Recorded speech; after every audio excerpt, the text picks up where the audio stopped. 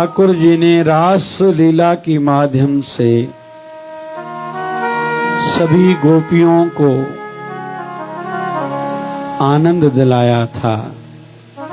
भगवान शिव जी के भी मन में आया था मैं रास लीला का आनंद लूं, लेकिन रास लीला में किसी भी पुरुष को प्रवेश है ही नहीं, तो भगवान शिव जी भी गोपी बन के गए थे। तब से भगवान शिव जी का एक नाम है, बोलिए गोपेश्वर महादेव की जय। भगवान शिव जी को भी गोपी का रूप धारण करके जाना पड़ा था। ललिता ने उनको रोका था, यहाँ पुरुषों का प्रवेश है ही नहीं। और जितनी गोपियां थी उतने ही रूप ठाकुर जी ने धारण किए थे। परमात्मा की ये लीला है कि हर किसी का अनुभव अलग रहता है। आध्यात्मिक क्षेत्र ऐसा है, हम लोग जितने भी हैं ना, सामान्य एक शब्द जरूर कहेंगे मुझ पर भी कृपा है, लेकिन अनुभव हर किसी का अलग है। अनुभव हर किसी का अलग है।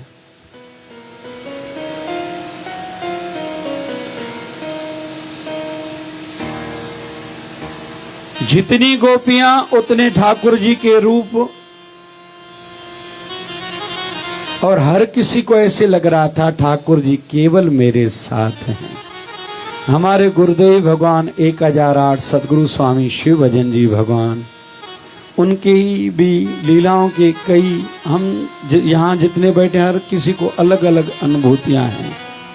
कल रात को एक माता ने बताया,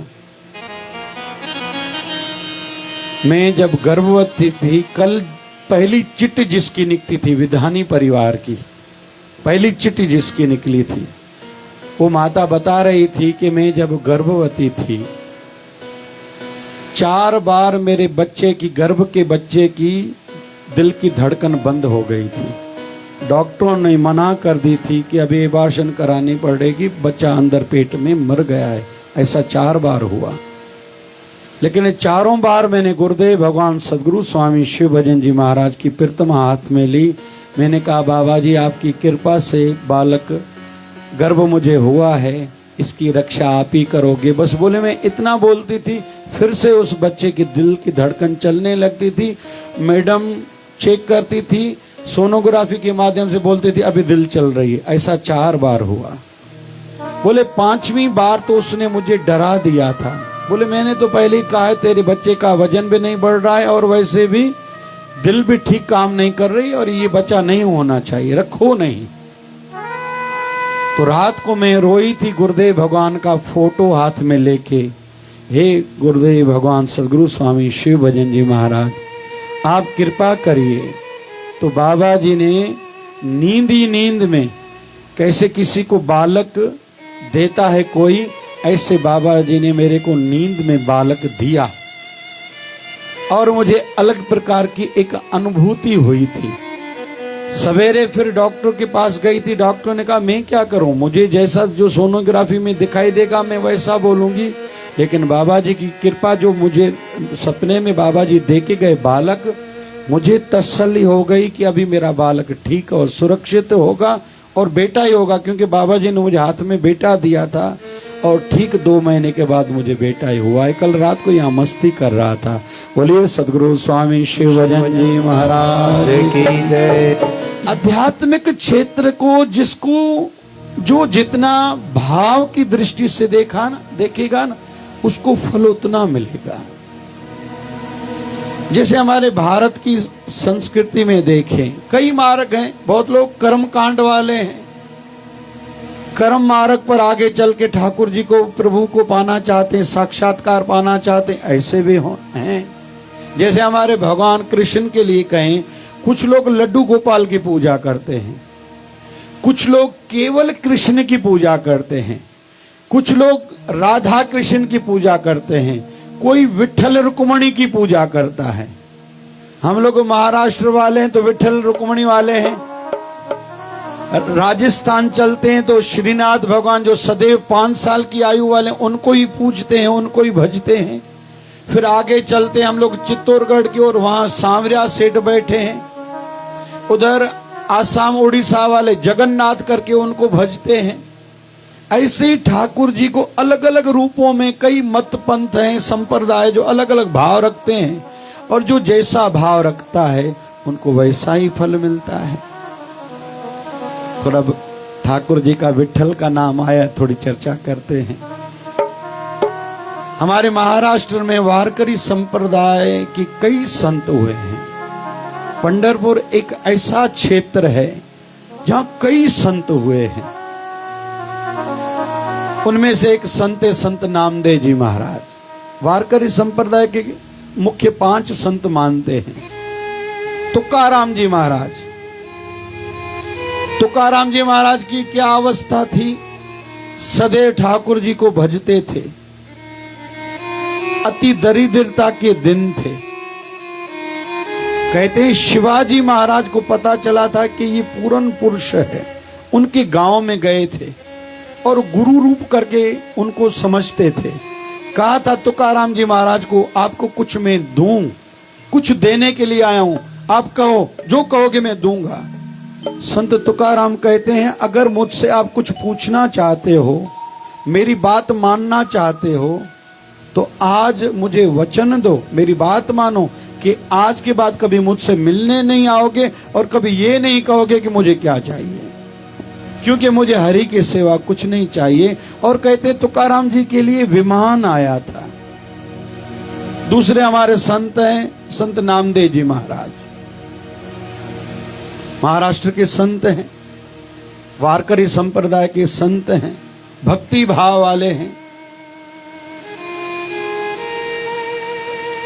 72 बार भगवान के साक्षात दर्शन पाए थे। उनमें से एक छोटी सी लीला का हम लोग आनंद लेते हैं। एक बार रोटी पकाई थी, इतने में कुत्ता आया, स्वान, वो रोटी लेके भागने लगा। संत नामदेव भी पीछे पीछे, थोड़ा घी हाथ में लेके। लोगों ने कहा क्यों भाग रहे हो? बोले इस स्वान के पीछे। बोले क्यों? अरे एक रोटी तो लेके गया, कौन सी बड़ी बात है? बोले नहीं, मैं जब भी रोटी खाता हूं तो घी लगा के खाता हूं। आज प्रभु स्वान के रूप में मेरे पास आए भोग लगाने हेतु, वो बगैर घी के रोटी खाएं। कहते हैं भागते भागते नामदेव जी महाराज उस स्वान तक पहुंचे थे तो कहने लगे, प्रभु ऐसी लीला क्यों करी है, आप बगैर घी के रोटी खाओगे? कहते हैं उस कुत्ते में भी से भगवान विठल प्रगटे थे और कहने लगे थे कि हे नामदेव मुझे यहाँ नहीं छोड़ोगे? बोले प्रभु क्यों छोड़ूं, सब जगह आप ही तो हो। दूसरा संत नामदेव जी महाराज के जीवन का उदाहरण।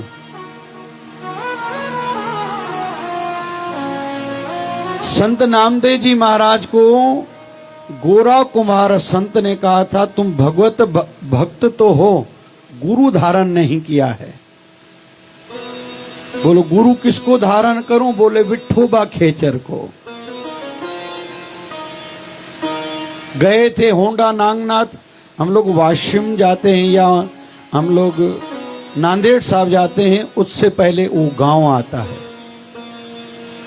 वाशिम डिस्ट्रिक्ट में शायद आता है। नामदेव जी महाराज वहां से गुजर रहे थे, अपने गुरु की ओर जा रहे थे जिसको गुरु बनाना है। रास्ते में ठाकुर जी की आरती हो रही थी। नामदेव महाराज के मन में आया मैं भी आरती में जाऊं, लेकिन मन में थोड़ा डर था कि चप्पल बाहर उतारूं कहीं कोई लेके न जाए, क्योंकि सत्संग कथा में बहुत से लोगों को चप्पल का ध्यान बहुत रहता है। इसलिए अक्सर कहते हैं कि पुराना चप्पल ही पहन के आओ भैया, नहीं तो तार इधर नहीं तार उधर जुड़ी रहेगी। फिर एक जगह पर तो एक संतों ने कहा था भैया कथा में आयो कुछ छोड़ के जाओ कुछ लेके जाओ। एक अम्मा कथा पूरा होने से पहले ही पीछे चली गई और ढूंढ रही थी, तो किसी ने पूछा क्या? बोले संतों के वचन मान रहे हो। बोले कौन सा? बोले संतों ने कहा था कुछ छोड़ के जाओ कुछ लेके जाओ, इसलिए पुराना वाला छोड़ दिया, अभी नया ढूंढ रही हूं कौन सा लेके जाऊं। वो अम्मा आज आई तो नहीं है ना इधर? तो नामदेव जी महाराज के मन में आया कि मैं चप्पल बाहर छोड़ूंगा, कोई लेके न जाए। तो मन में विचार आया, यहां दूसरा चप्पल कहां से लाऊंगा। अंदर धोती में छुपा दिया और कुर्ता बाहर से ढक दिया, किसी को पता ना चले मेरे अंदर में मैंने चप्पल रखा है। सिंधी में चाहूं गुंजन में रखी है। अंदर जब गया तो आरती हो रही थी, हर कोई ताल खड़ताल बजा रहा था, कोई मंजीरा बजा रहा था, हर कोई आरती में मगन था। नामदेव महाराज को भी उस आरती में आनंद आने लगा। मन में विचार आया, मैं भी तो कुछ बजाऊं, लेकिन फिर विचार आया मेरे पास कुछ है तो नहीं, क्या बजाऊं। फिर वो जूते निकाले, वो बजाने लगे। तो पंडितों की नजर गई, नामदेव महाराज को कहा, भैया ये क्या करते हो। अरे तुम्हें इतनी अकल नहीं है, भगवान की आरती ऐसे करते हैं। बाहर धिक्का देके निकाल दिया। नामदेव महाराज के मन को पीड़ा हुई। कौन सी? ये नहीं कि मुझे निकाल दिया, ये पीड़ा थी कि ठाकुर जी की मैं आरती पूरी अटेंड नहीं कर पाया। बाहर दूर जाके नामदेव रोने लगे, मन ही मन में कहने लगे, हे प्रभु, हे मेरे विठ्ठला, मैं तो आपकी आरती में आया था और आपकी आरती पूरी अटेंड नहीं कर पाया, मन को पीड़ा है। नामदेव रोने लगा तो भगवान वहां प्रगटे। भगवान विठ्ठल ने कहा, क्यों भाई, क्या हुआ। बोले, आज मैं आपकी पूरी आरती नहीं अटेंड कर पाया, दुख है। बोले, ये दुख है या वो दुख है कि तुम्हें पंडितों ने पीटा है।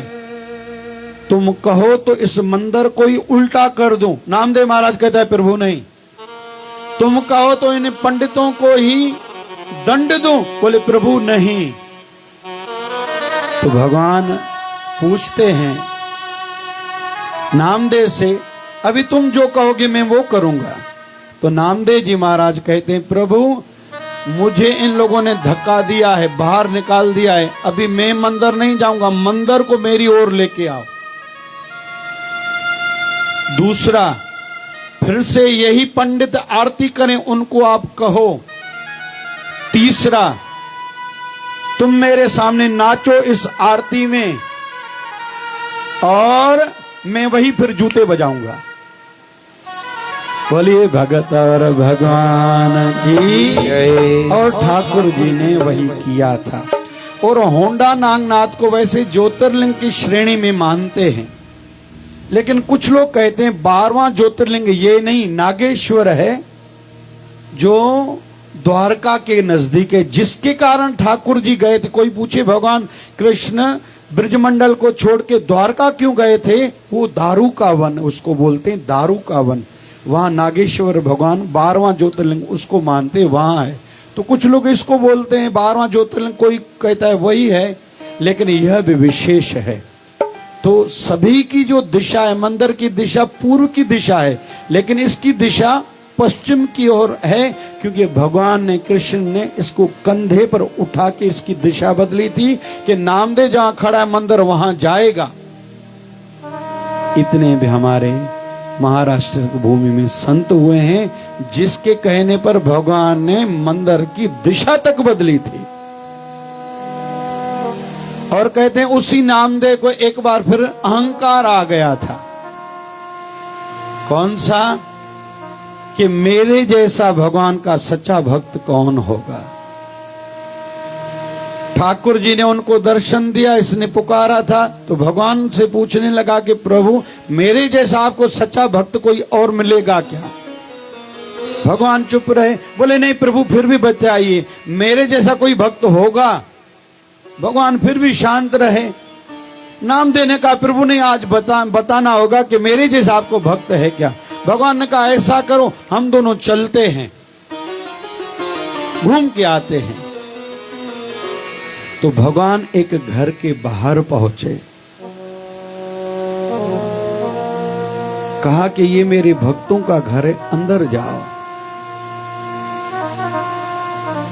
जैसे नामदेव जी महाराज अंदर गए तो एक टूटी फूटी खटिया पड़ी थी, एक जवान लड़की हल्दी घिस रही थी।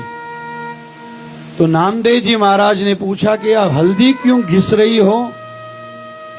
बोले है एक भगवान कृष्ण का पागल भगत। बोले कौन? बोले नामदेव।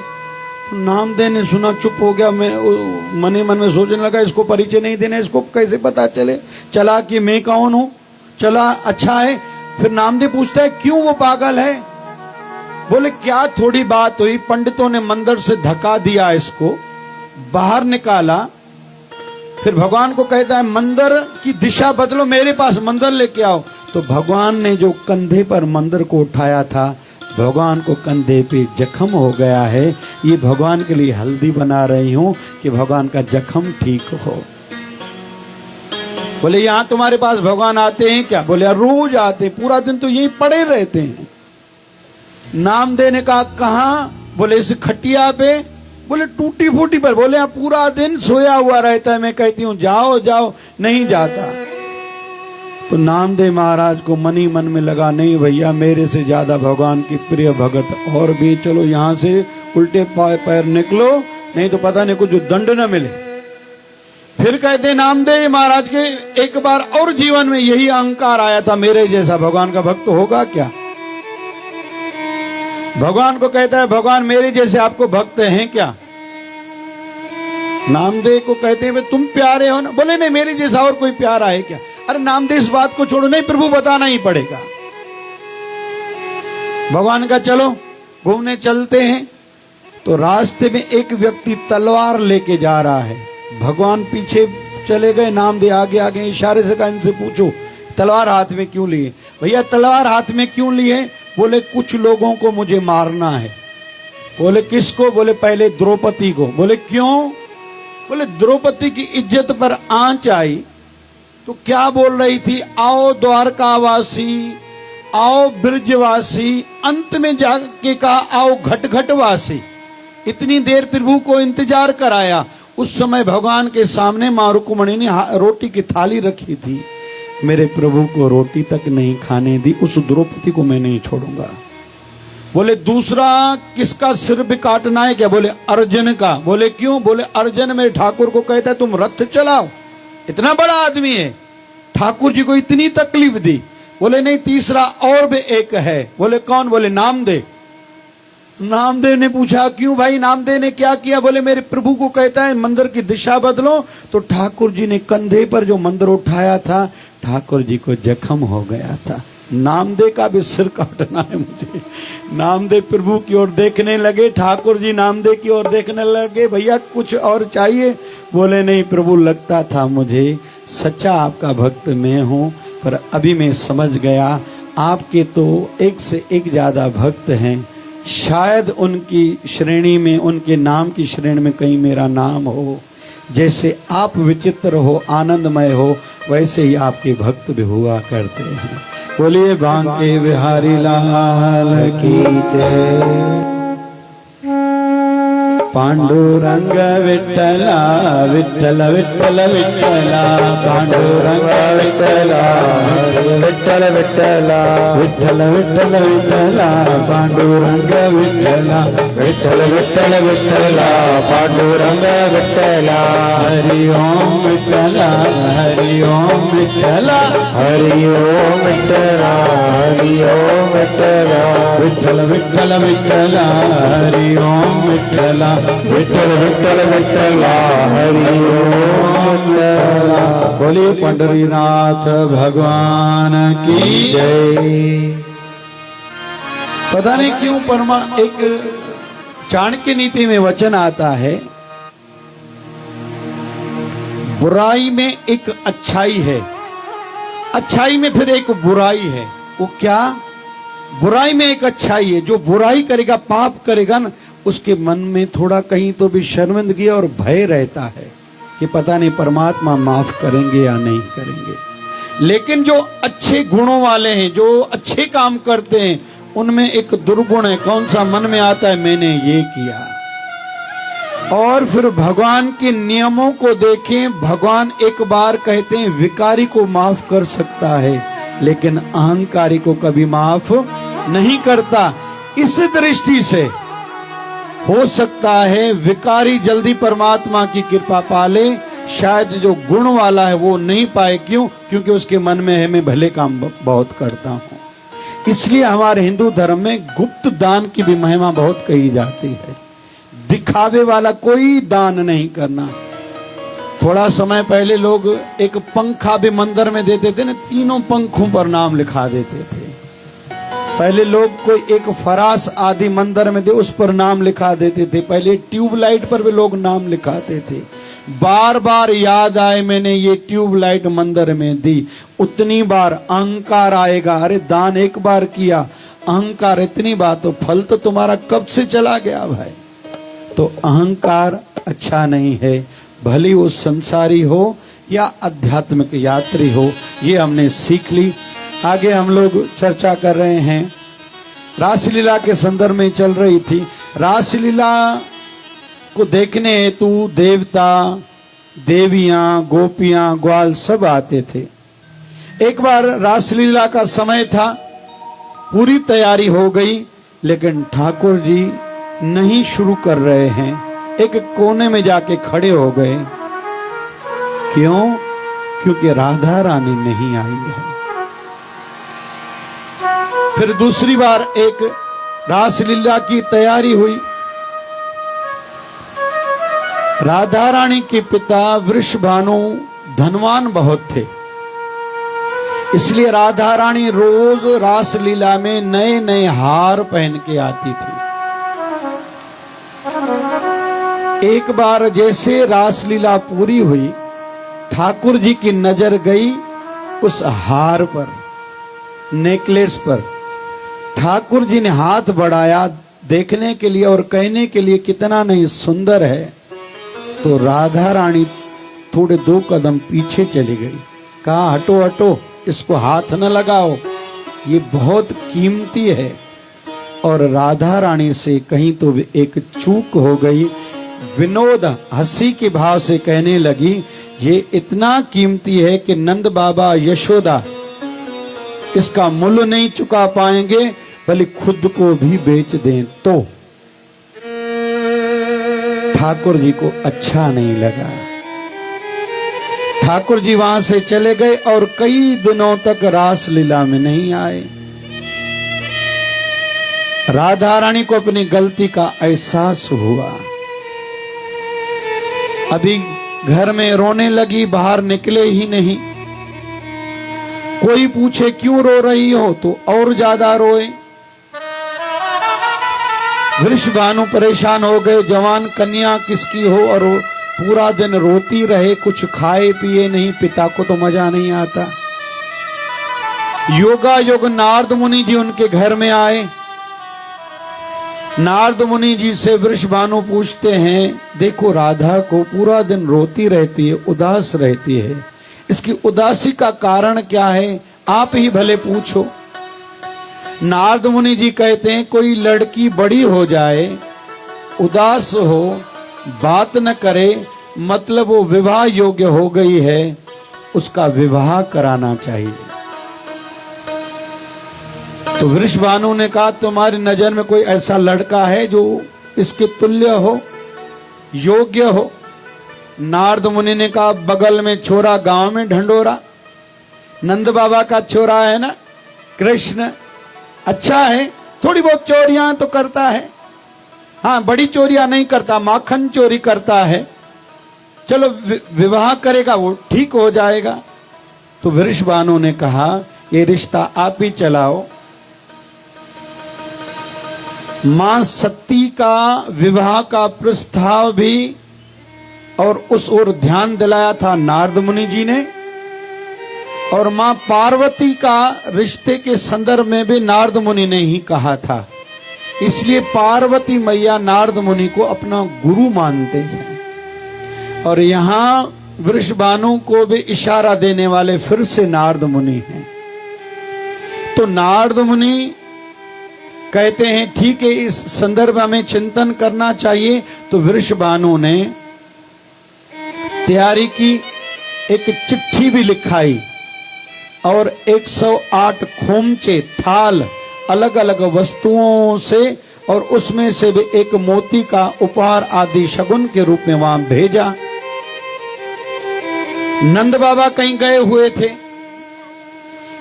ठाकुर जी दाऊ बलराम के साथ कहीं खेलते खेलते घर की ओर आए। तो इतने सारे खोमचे थाल भरे पड़े थे। पूछा ये क्या है, कहां से आए? बोले तुम्हारा रिश्ता आया है। ठाकुर जी हंसने लगे, मेरा रिश्ता? तो एक थाल का कपड़ा जैसे हटाया, देखते क्या उसमें मोती है।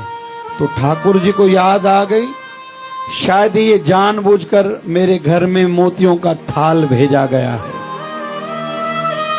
ठाकुर जी ने उनमें से एक मुट्ठी भरी लेके गए। थोड़ी देर के बाद नंद बाबा आए। नंद बाबा को मां यशोदा ने कहा कि कान्हा का रिश्ता आया है वृषभानु की ओर से। 108 ये शगुन के थाल भी आए, चिट्ठी भी आई है। नंद बाबा की नजर उस थाल पर पड़ी जिसमें से देखा कि मोती थोड़े निकले हुए हैं। नंद बाबा ने पूछा, कान्हा तूने इसमें से मोती निकाले हैं क्या? ठाकुर जी ने कहा हाँ। नंद बाबा ने कहा क्यों? तो ठाकुर जी ने कहा मैंने मोतियों की खेती की है। बोले इसका मतलब क्या? बोले घर के पीछे जो थोड़ा बरामदा है वहां मैंने इन मोतियों की खेती की है, अभी तो फल भी लग गए होंगे। नंद बाबा कह रहे तुम क्या कह रहे हो? बोले चलो चल के देखते हैं। नंद बाबा, दाऊ बलराम जी और ठाकुर जी आए। देखते क्या है कि वृक्ष में गुच्छे, अंगूर के गुच्छे के जैसे मोती लगे हुए हैं। ठाकुर जी कहते हैं अभी उन्होंने 108 थाल जो अलग अलग वस्तुओं के भेजे हैं ना, उनको भी उपहार में, शगुन में ये पूरे मोतियों के हार, मोतियों के थाल भर के 108 भेजो। जब राधा रानी के घर 108 थाल ये खोमचे मोतियों के पहुंचे, राधा रानी ने कपड़ा एक एक का हटा के देखा, समझ गई कि ठाकुर जी कहते हैं अगर तुम्हारे घर में मोती हैं तो मोतियों की कमी हमारे पास में नहीं है। इससे हम लोग ये सीख रहे हैं कि भगवान को अहंकार अच्छा नहीं लगता। जो जितना नम्रता भाव वाला, समर्पण भाव वाला होगा, जो भगवान को हृदय की नम्रता से, प्रेम से भजेगा, भगवान की कृपा तो उन पर होती है। अभी राधा रानी और ज्यादा रोने लगी, उदास रहने लगी। बेटी का जुड़ाव पिता से ज्यादा रहता है। नंद बाबा बहुत उदास अपनी बेटी को देख के खुद बेचैन हो गए और ढिंडोरा करवाया पूरे गांव में, कोई आके मेरी राधा को हंसाएगा, वो जितना इनाम चाहेगा मैं उसको दूंगा, क्योंकि पूरा दिन रोती है, कुछ खाती नहीं है, उदास है। मैं पिता हूं, मुझे उसको देख के बेचैनी होती है, कोई आए। ये बात जाके ठाकुर जी के गांव मतलब वृंदावन जाके बात पहुंची। ठाकुर जी को पता चला कि राधा बहुत रो रही है। ठाकुर जी को लगा अभी मुझे जाना चाहिए। फिर मन ही मन में सोचते हैं होने वाले ससुराल हैं, ऐसे कैसे जाऊं? मुझे किसी ने बुलाया तो है नहीं, निमंत्रण तो आया नहीं। फिर साथ में बड़ा भाई है, वो क्या कहेगा, अभी से जोड़ू का गुलाम हो गया है। समाज में ये बातें बहुत रहती हैं। जो ध्यान ना दे तो विवाहित बहनें आपस में चर्चाएं करती हैं कि तुम्हारा बहनोई मेरी ओर ध्यान नहीं देता, और कोई ज्यादा करे बोले ये जोड़ू का गुलाम है। पुरुष लोग बेचारे करें तो करें क्या? माँ बाप की ज्यादा सुने तो पत्नी नाराज है, पत्नी की ज्यादा सुने तो कौन जोड़ से भाई। व्यवहार जगत में ये बहुत है। अभी ठाकुर जी वहां जाने का एक रास्ता सोच रहे हैं। राधा रानी के गांव मुझे जाना है, लेकिन जाऊं तो जाऊं कैसे? तो राधा रानी की नजर, ठाकुर जी की नजर अपनी मां पर पड़ी, मां यशोदा पर। ध्यान गया कि मां का ये घाघरा लेता हूं, एक चुनरी भी लेता हूं और चूड़ियां भी लेता हूं। तो ठाकुर जी अभी राधा रानी के गांव बरसाना में पहुंचे हैं। क्या लेके? जोर से कहो ना भाई। चूड़ी ले लो, चूड़ी ले लो, चूड़ी ले लो। ठाकुर जी चूड़ियां बेचने के भाव से राधा रानी के गांव आया है। मनहारी का भेष बनाया बनाया, श्याम चूड़ी बेचने आया। छलिया का भेष बनाया बनाया, श्याम चूड़ी बेचने आया। मनहारी का भेष बनाया बनाया, श्याम चूड़ी बेचने आया। मनहारी का भेष बनाया, श्याम चूड़ी बेचने आया। हरी ले लो, पीली ले लो, नीली ले लो, हरी ले लो, नीली ले लो, नीली ले लो, चूड़ी ले लो, चूड़ी ले लो, चूड़ी ले लो, चूड़ी ले लो, चूड़ी ले लो, चूड़ी ले लो।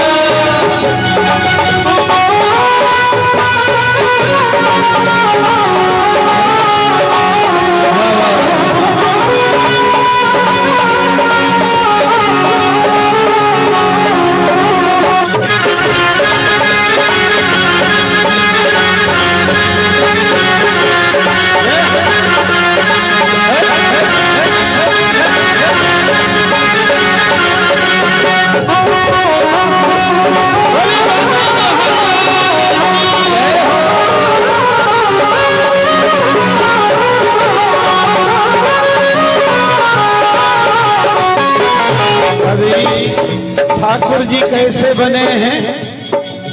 झोली कांधे धरी उसमें चूड़ी भरी, झोली कांधे धरी चूड़ी भरी, झोली कांधे धरी उसमें चूड़ी भरी, झोली कांधे धरी उसकी चूड़ी भरी।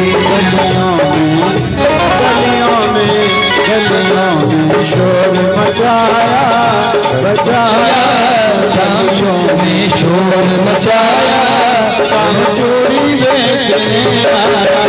गलियों में शोर मचाया मचाया, श्याम चूड़ी बेचने आया। हरी ले लो, पीली ले लो, नीली ले लो, अरे चूड़ी ले लो, चूड़ी ले लो, चूड़ी ले लो, हरी ले लो, पीली ले लो, नीली ले लो, अरे चूड़ी ले लो, चूड़ी ले लो, चूड़ी ले लो।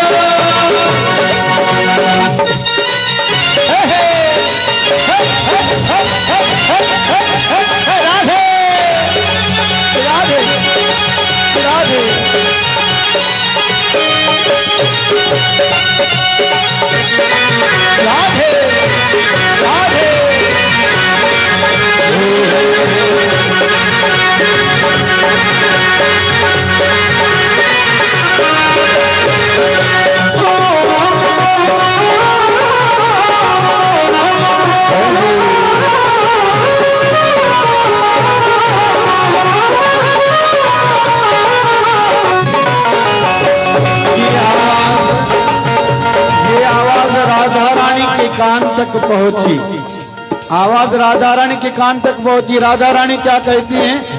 राधा ने सुनी ललिता से कही, राधा ने सुनी ललिता से कही, राधा ने सुनी ललिता से कही, राधा ने सुनी ललिता से कही।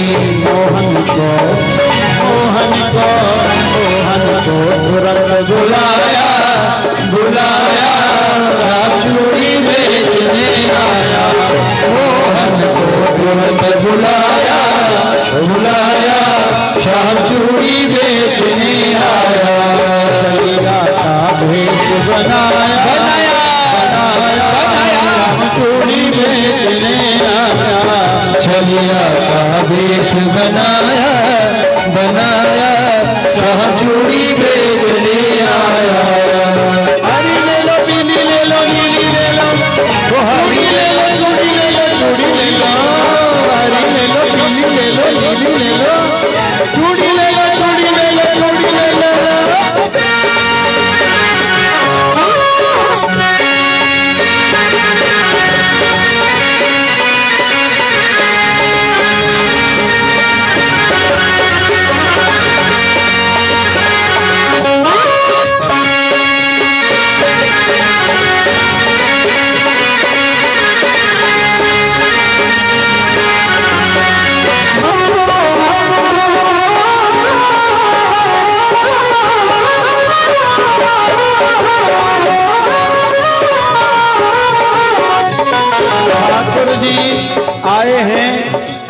चूड़ियां दिखा रहे हैं।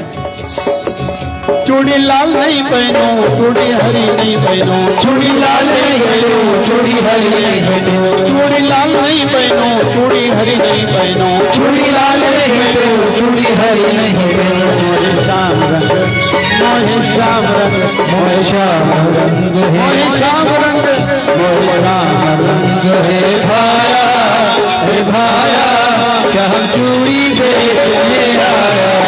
मोहे श्याम रंग है भाया, श्याम चूड़ी बेचने आया। बिहारी का भेष बनाया, श्याम चूड़ी बेचने आया।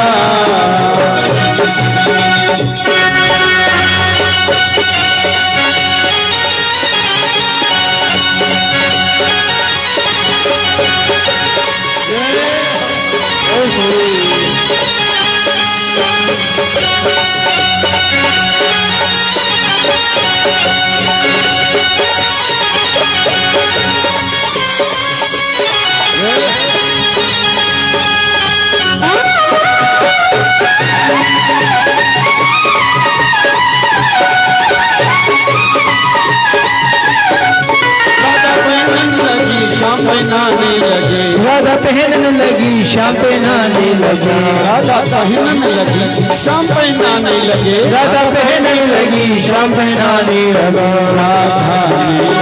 राधा हाथ बढ़ाया, बढ़ाया श्याम चूड़ी बेचने आया। हाथ बढ़ाया, बढ़ाया श्याम चूड़ी बेचने आया। राधा कहने लगी तुम हो छलिया बड़े, राधा कहने लगी तुम हो छलिया बड़े, राधा कहने लगी तुम हो छलिया बड़े, राधा कहने लगी तुम हो छलिया बड़े। धीरे से हाथ दबाया, दबाया श्याम चूड़ी बेचने आया।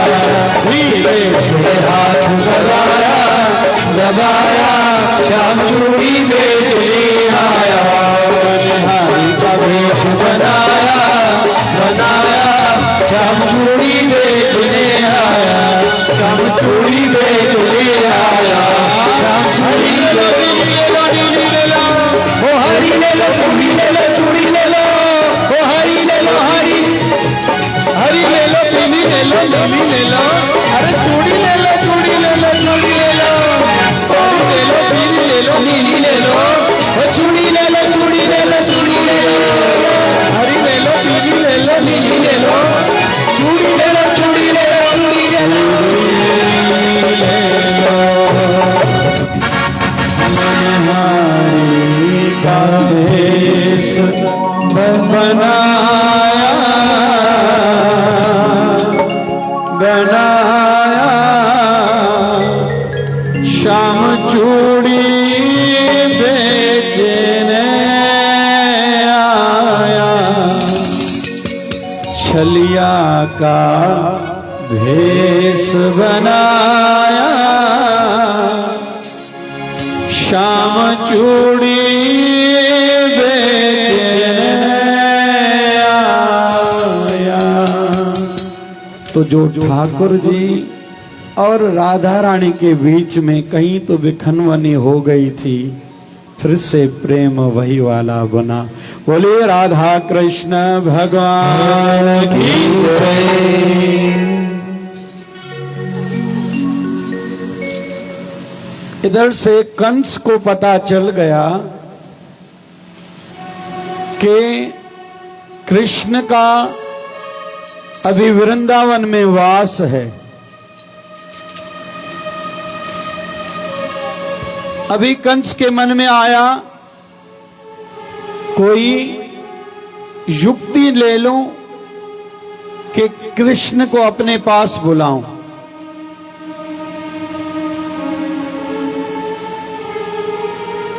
अक्रूर को भेजा जो सेनापति हैं, जाके मेरे भांजों को लेके आओ।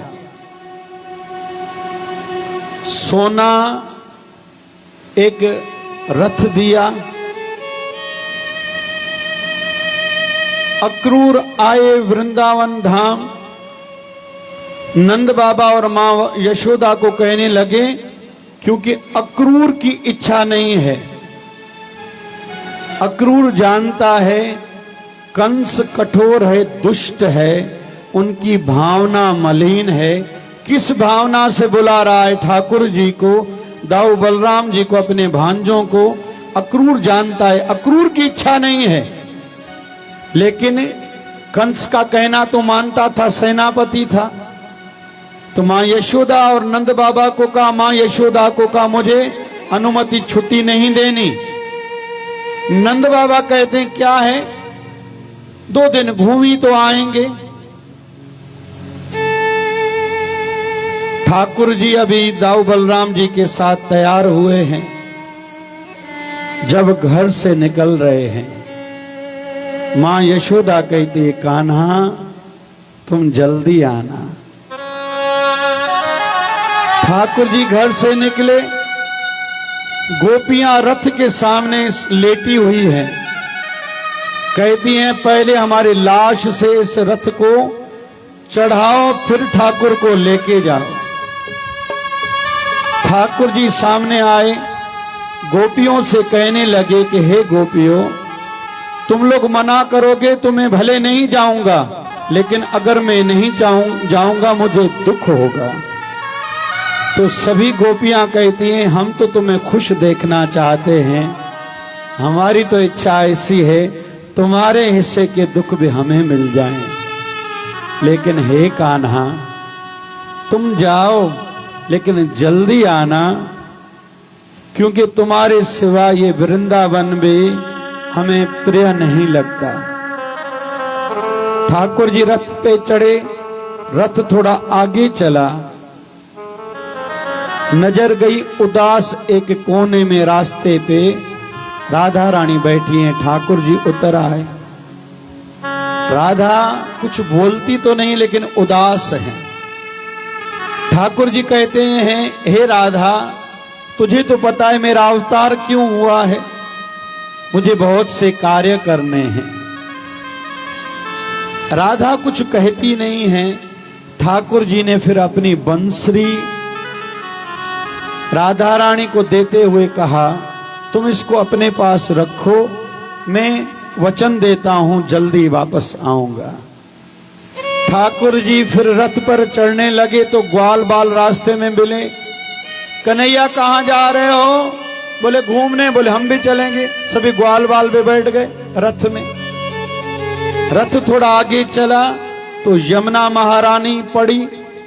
अक्रूर जी कहते मेरी इच्छा है मैं स्नान करूं। अक्रूर जी जैसे कपड़े उतारकर यमुना महारानी में डुबकी लगाने लगे, जैसे डुबकी लगाई अंदर ठाकुर जी को पाया। अक्रूर जी के मन में आया ठाकुर जी तो रथ पर बैठे थे, अंदर कैसे आ गए? फिर मन ही मन में विचार आया शायद आए होंगे स्नान करने हेतु। लेकिन जैसे सिर पानी से बाहर निकाला, देखते क्या है रथ में ठाकुर जी हैं। फिर दूसरी बार डुबकी लगाई, कहीं मुझसे कोई गलती तो नहीं हो गई।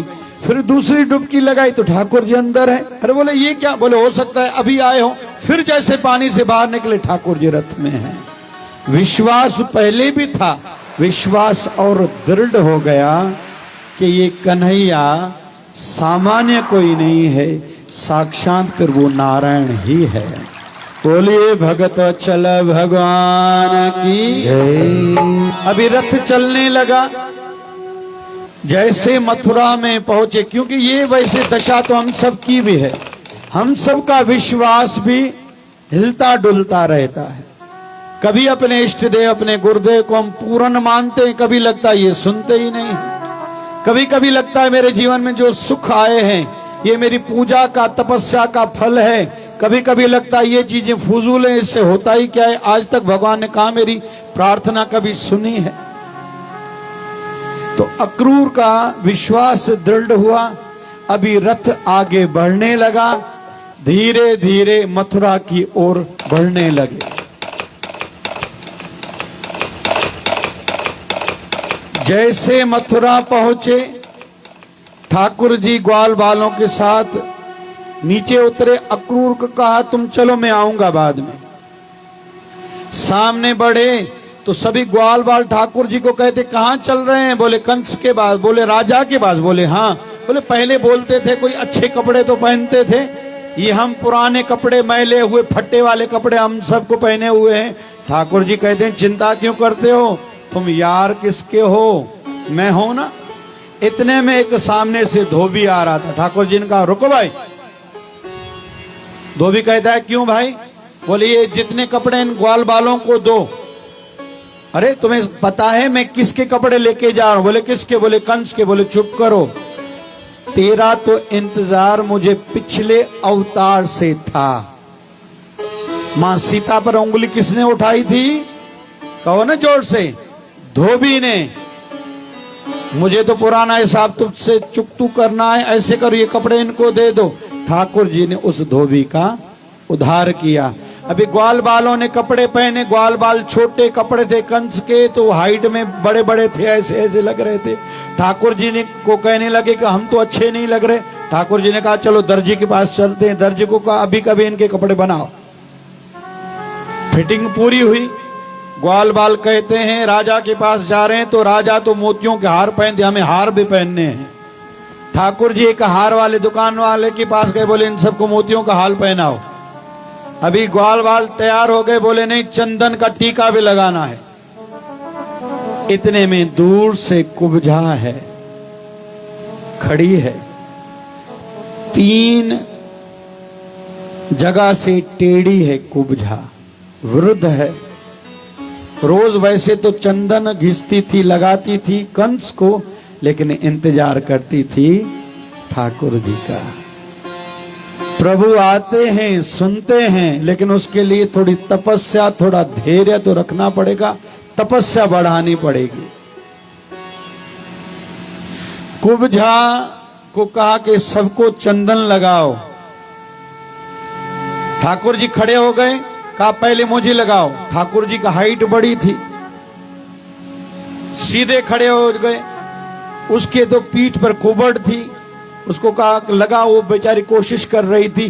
ठाकुर जी ने अपना एक चरण, अपना एक पैर उसके पैर पर रख के उसको कंधे से ऐसे जोर से धक्का दिया, एकदम वो सीधी हो गई और नवयुवक सुंदरी की भांति हो गई। बोलिए भगतो चल भगवान की। कुब्जा का भी कृपा करी ठाकुर जी ने। सभी ने चंदन का तिलक लगाया।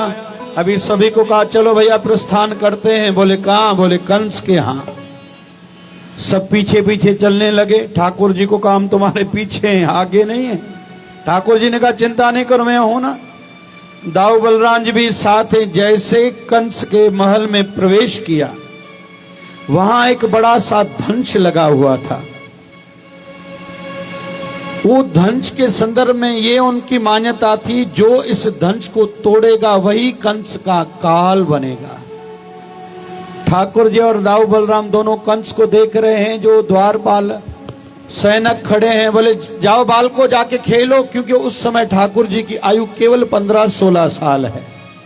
जाओ तुम बच्चे यहाँ क्यों आए हो? तो ठाकुर जी उस धनुष की ओर देख रहे हैं। तो एक सैनिक कहता है तुम लोग तो ऐसे देख रहे हो जैसे इसको तोड़ोगे, तो आपस में हंसी करने लगे। दाऊ बलराम जी की ओर ठाकुर जी ने देखा। दाऊ बलराम जी ने कहा कन्हैया शुरू करो काम अपना, हो गया टाइम, बरोबर टाइम आ गया। ठाकुर जी ने धनुष को ऐसे झटके से उठाया और एकदम उसको तोड़ दिया। दूर दूर तक उसका आवाज गया। बोलिए बांके बिहारी लाल की जय। अभी कंस के 2 पहलवान हैं, चाणूर और मुष्टक पहलवान। कंस ने कहा इन दोनों से जाके लड़ो। दोनों जैसे सामने आए, उनको एक एक घूंसा इतना जोर से मारा, दोनों जाके गिर गए। अभी कंस को लगने लगा कि मेरा समय आ गया, मेरा समय आ गया। कंस को लगने लगा।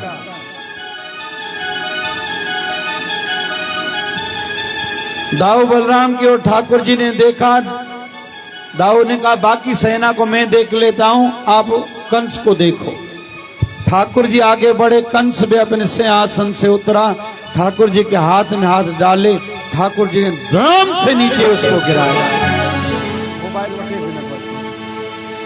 जैसे वो गिरा नीचे, ठाकुर जी ने जोर से उसकी छाती पर प्रहार किया। इतना जोर से प्रहार हुआ कि उसी समय कंस के शरीर से प्राण निकल गए। बोलिए भगवत्वत्सल भगवान की जय। जब जब धरती ने पुकारा, प्रभु रक्षा करने आया। हुई धर्म की जब जब हानि, प्रभु पाप मिटाने आया। हुई धर्म की जब जब हानि, प्रभु पाप मिटाने आया। हरि हरि हरि ओ बोल बोल, हरि हरि हरि बोल बोल बोल, हरि हरि हरि बोल बोल बोल, हरि हरि हरि बोल बोल बोल।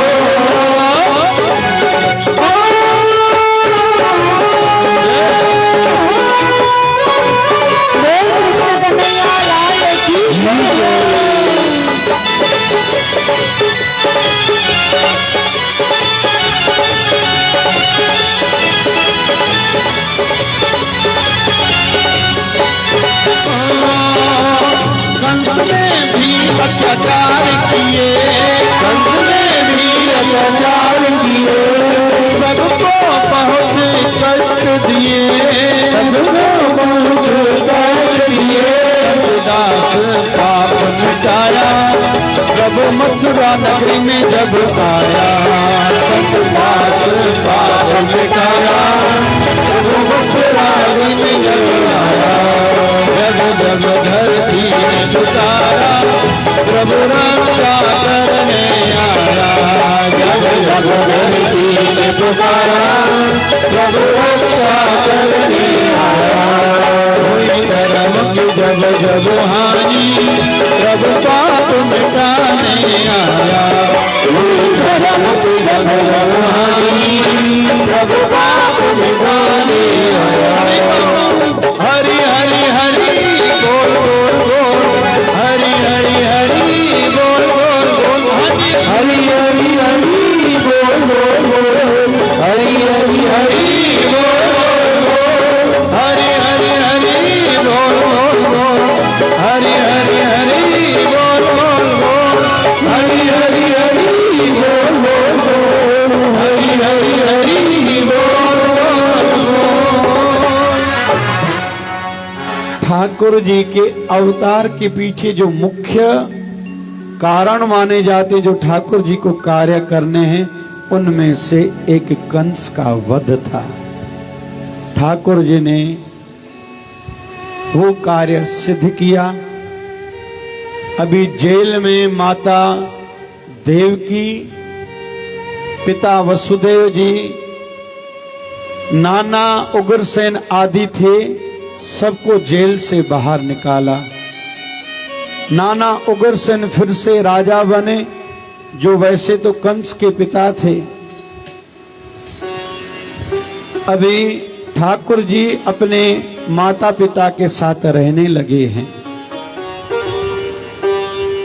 अभी पिता वसुदेव को ध्यान आया, ठाकुर जी को गुरुकुल भेजना चाहिए। तो ठाकुर जी को गुरुकुल महाकाल की नगरी संदीपनी ऋषि के आश्रम में भेजा। ठाकुर जी का पहली बार वहां मिलना सुदामा भक्त से हुआ है। ठाकुर जी 1 साल तक वहां ठहरे थे, फिर लौटे।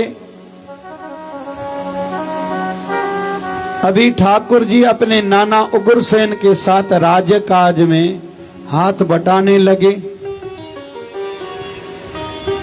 धीरे धीरे समय गुजरने लगा। एक बार संध्या काल के समय ठाकुर जी जैसे राजकाज से लौटे,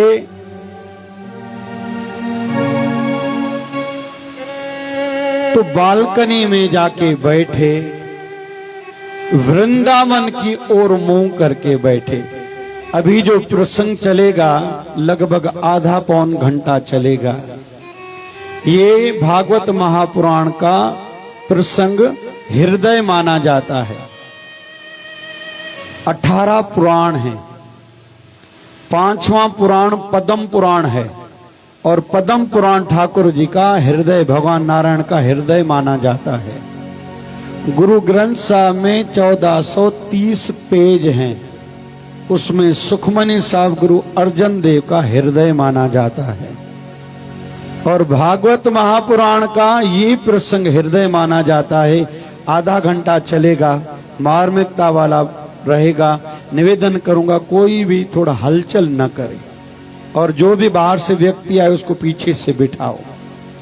अभी ठाकुर जी संध्याकालीन जैसे राजकाज से लौटे, गौधूली वेला है, बालकनी में जाके बैठे, वृंदावन की ओर मुंह करके बैठे हैं।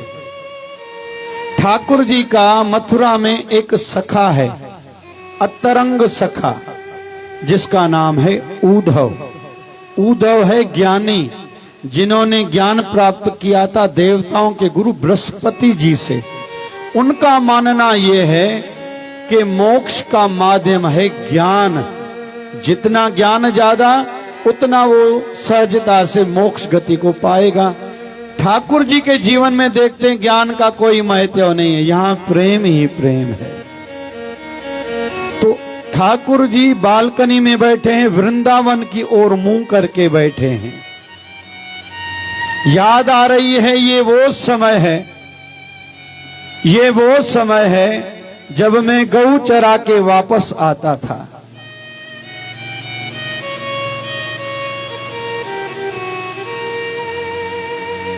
गऊ चरा के वापस आता था और मेरे सखा मित्र मेरे साथ में रहते थे।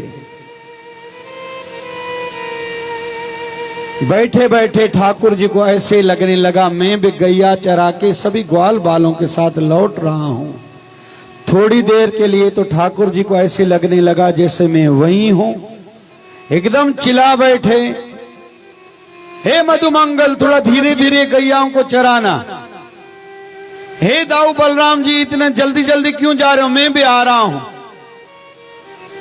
हे मधुमंगल थोड़ा ठहरो तो सही, मेरी आवाज तो सुनो, मेरा कहना तो सुनो। फिर ठाकुर जी को ध्यान आया, अरे मैं तो मथुरा में ही बैठा हूं। ठाकुर जी रोने लगे।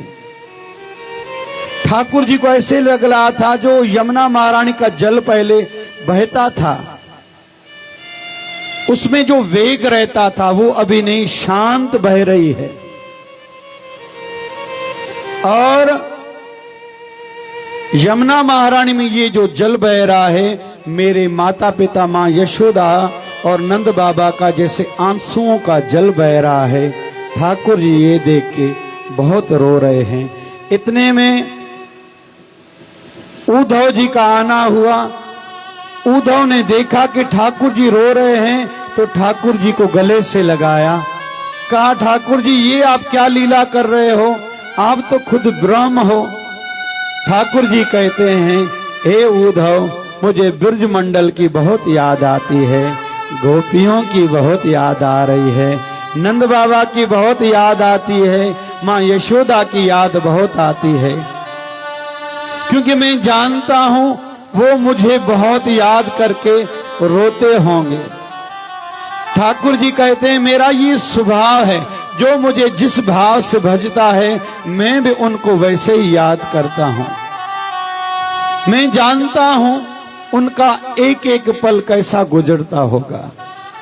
ठाकुर जी कहते हैं उद्धव मैं मां यशोदा के संदर्भ में तुझे कुछ बताना चाहता हूं, वो मुझे बहुत याद करती होगी। उस जैसी मां तो किसी को भी युगों युगों तक नहीं मिलेगी। मेरे कारण उनको कितनी नई शिकायतें सुननी पड़ती थी, मेरे कारण कितनी नहीं शिकायतें उनको सुननी पड़ती थी, उल्हाने सहने पड़ते थे, फिर भी मेरी मां का मुझसे कभी प्रेम कम नहीं हुआ। मैंने अपनी मैया को, यशोदा को कभी कोई सुख नहीं दिया और अभी भी नहीं दे रहा हूं। हे उद्धव, एक बार मैं गैया चरा के जब थोड़ी देरी से घर आया, मां रोने लगी और मुझे छाती से लगा के कहती है, कन्हैया आगे से कभी देरी नहीं करना, क्योंकि तुम देरी से आते हो जैसे मेरे शरीर से प्राण निकल जाते हैं। मेरी एक एक घड़ी सालों की जैसे बीतने लगती है।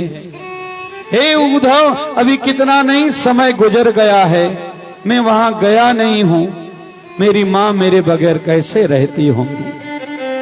हे उद्धव, नंद बाबा जैसा पिता भी युगों युगों तक किसी को नहीं मिलेगा। जानबूझकर सवेरे गौशाला जाने वाले रहते थे तो जानबूझकर पैर में जूती नहीं पहन के जाते थे। घर से बाहर जाके बाहर से आवाज देते थे, कन्हैया मेरा जूता तो लेके आओ, क्योंकि वो समझते थे मैं सदैव अपने बाबा के जूते सिर पर लेके जाता था। बाबा जब जूते पहनते थे तो मुझे कंधे पर उठाते थे, पूरा ब्रजमंडल घुमाते थे। लेकिन मैंने तो उस बाबा को भी कोई सुख नहीं दिया। वो बाबा मेरे बगैर कैसे रहते होंगे। हे उद्धव, सबसे ज्यादा दुख तो मैंने उन गोपियों को दिया है। उनका घर ही इन दूध, माखन, छाछ आदि पर चलता था। मैं रोज उनकी मटकियां फोड़ता था। एक दिन मां यशोदा ने कहा, कन्हैया ये बेचारे ग्वाल बाल गरीब हैं, इनकी मटकियां क्यों फोड़ते हो, उनका घर कैसे चलेगा। फिर कुछ दिन मैं उनके घरों में नहीं गया। फिर सभी गोपियां आई मेरी मैया के पास, कहती है, हे यशोदा मैया, जिस दिन कान्हा हमारे घर मटकियां फोड़ने नहीं आता उस दिन हम गरीब हो जाती हैं। जिस दिन कन्हैया हमारे घर की मटकियां फोड़ के जाता है हमें लगता है हम धनवान हो गए। मैंने उन गोपियों को भी दुख बहुत दिया है, पता नहीं वो कैसे रहती होंगी। उससे ज्यादा भी दुख है उद्धव मैंने राधा रानी को दिया है। फिर ठाकुर जी थोड़ी देर के लिए राधे राधे राधे राधे कह के रोने लगे। उद्धव कहने लगा, प्रभु अगर आप चाहते हो उन अनपढ़ गवार ब्रजवासियों को समझाना है तो उसके लिए आप कुछ करते क्यों नहीं हो। ठाकुर जी कहते हैं अनपढ़ गवार। उद्धव कहता है कौन से वो गुरुकुल में गए हैं, तो ठाकुर जी कहते हैं मैं भी तो केवल 1 साल के लिए गया था।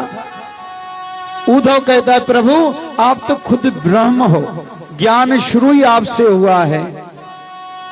ठाकुर जी समझ गए कि उद्धव को अभी प्रेम की पाठशाला में भेजना चाहिए, ये वो समय आ गया है। ये तो प्रेम की बात है उद्धव, बंदगी तेरे बस की नहीं है। ठाकुर जी कहते हैं उद्धव को कि ऐसे करो तुम ब्रजमंडल में जाओ, नंद बाबा, मां यशोदा, गोपियों को समझा करके आओ को वो मेरे लिए रोए नहीं, ज्ञान के मार्ग पर चले जैसे तुम कह रहे हो। ठाकुर जी कहते हैं उद्धव लेकिन जाओ तो ऐसे मेरे ब्रजवासी तुम्हें पहचानेंगे नहीं, मान नहीं देंगे। रथ वही लेके जाना जिस रथ में मैं चढ़ के आया था, कपड़े भी मेरे ही पहन के जाना, ये मेरे कुंडल भी पहन के जाना, ये मेरी पीतांबरी भी लेके जाना, और जो इत्र आदि में लगाता हूं वो भी लगा कर जाना। उद्धव निकला है, रास्ते में सोचता जा रहा है कि उनमें से ज्यादा वैराग की स्थिति में कौन होगा, मां यशोदा या नंद बाबा, जिनको ठाकुर जी इतना याद कर रहे हैं। उनको तो मैं जैसे तैसे समझा लूंगा। जैसे ब्रजमंडल में प्रवेश किया, उद्धव को एक दृश्य दिखाई दिया, क्योंकि ब्रज की रज का स्पर्श हुआ। जब भी हम में से किसी को वृंदावन जाने का सौभाग्य प्राप्त हो तो ब्रज रज लेके थोड़ी मस्तक पर जरूर लगानी चाहिए। उसकी एक अलग अपनी महिमा है। ब्रज रज के कण कण में कहते हैं ठाकुर जी का वास है। तो उद्धव की सर पर वो ब्रज रज थोड़ी पड़ी। जो रथ चल रहा था, ग्वाल बाल उसको ऐसे लगने लगा कि ग्वाल बाल गाय चरा के लौट रहे हैं, लेकिन उनके साथ कन्हैया भी है। दौड़ता दौड़ता कभी गैयाओं के आगे चले जाता है, कभी पीछे, कभी किसी ग्वाल बाल के कंधे पर हाथ रखता है। उद्धव को लगा ये कैसे, ठाकुर जी को तो मैं छोड़ के आया हूं मथुरा, अभी मैं बैठा हूं वृंदावन में, ये कैसे होगा। लेकिन कहते हैं यही ब्रज रज का ही चमत्कार है। आगे बढ़ा, पता तो है नहीं ठाकुर जी का घर कहां है। रास्ते में दो गोपियां मिली। उद्धव पूछता है उनसे कि मां यशोदानंद बाबा का घर कहां है। गोपियां कहती हैं तुम मथुरा से आए हो ना। उद्धव जी कहते हैं तुम लोगों को कैसे पता चला। बोले यहां का कोई व्यक्ति तो कोई नहीं पूछेगा कि नंद बाबा का घर कहां है, सबको पता है।